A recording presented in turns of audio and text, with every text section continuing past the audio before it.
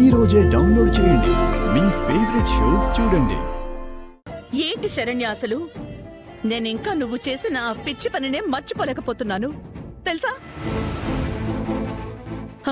అసలు ఎందుకు ఇలా చెయ్యాల్సి వచ్చింది నీకు?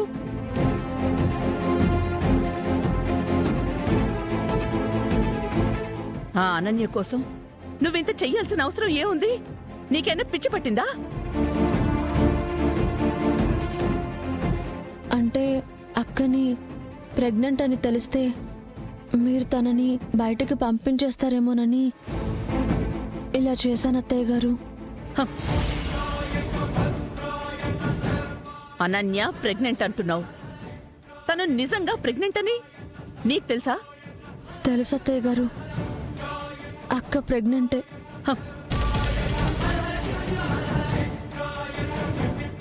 లేదు, నాకు దాని మీద అనుమానమే. అది నిజంగా ప్రెగ్నెంట్ అని నువ్వెలా నమ్ముతున్నావు? డాక్టర్ చెప్పారు అత్తయ్య గారు, నేనే స్వయంగా హాస్పిటల్కి తీసుకువెళ్ళాను. మీరు చూసిన రిపోర్ట్స్ కూడా తనవే అత్తయ్య గారు.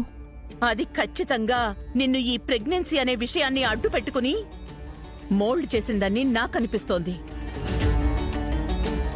నిన్ను ఏ పాయింట్లో పట్టుకుంటే తనకి లొంగుతావో అదే ఎమోషన్ పాయింట్ని నీ మీద అప్లై చేసింది. దాని సంగతి నీకింకా పూర్తిగా అర్థం కానట్టుంది శరణ్య. అనన్యని పూర్తిగా చదివిన నాకు తెలుసు అది ఎప్పుడు ఎలాంటి అడుగు వేస్తుందో. అది నిన్ను ప్రెగ్నెన్సీ పేరు చెప్పి తన చేతిలో ఆయుధంగా మలుచుకుంది. నీ మెతకతనాన్ని అలుసుగా తీసుకుని ఇంట్లో తన ఆటని మొదలుపెట్టింది. లేదత్తయ్య గారు, అక్క అలా చేసుండదు. అయినా ఈ విషయంలో ఎవరైనా ఇలా చేస్తారా? దానికోసం నువ్వే కడుపుందని అబద్ధం ఆడావు కదా.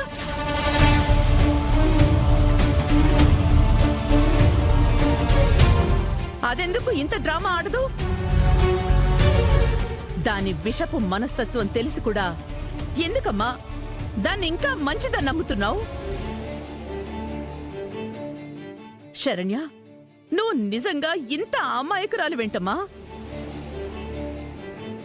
ఆలోచించు, ఒక్కసారి ఆలోచించు. ఆ అనన్య నిజంగానే ప్రెగ్నెంట్ అయ్యుంటే అది ఇంకా ఈ ఇంట్లో ఒక పని మనిషిలా ఎలా ఉండేది? ఆ కడుపుని అడ్డం పెట్టుకుని ఈ కుటుంబాన్ని రాచి రంపాన పెట్టేదమ్మా. కోర్టులు కేసులు అంటూ గోల చేసి నానా గొడవలు చేసి తను అనుకున్నది సాధించడానికి అది ఎంత చెయ్యాలో అంతా చేసేది.